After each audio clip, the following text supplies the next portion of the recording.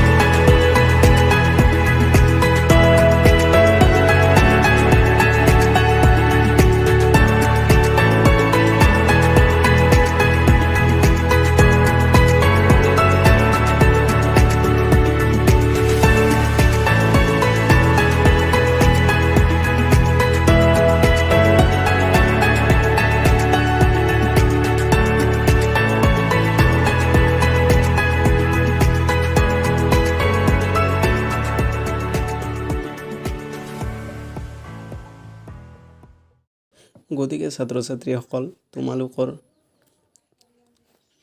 ভিডিঅ'টো যদি ভাল লাগিছে প্লিজ এটা লাইক কৰি দিয়া আৰু সাবস্ক্ৰাইব কৰি দিয়া।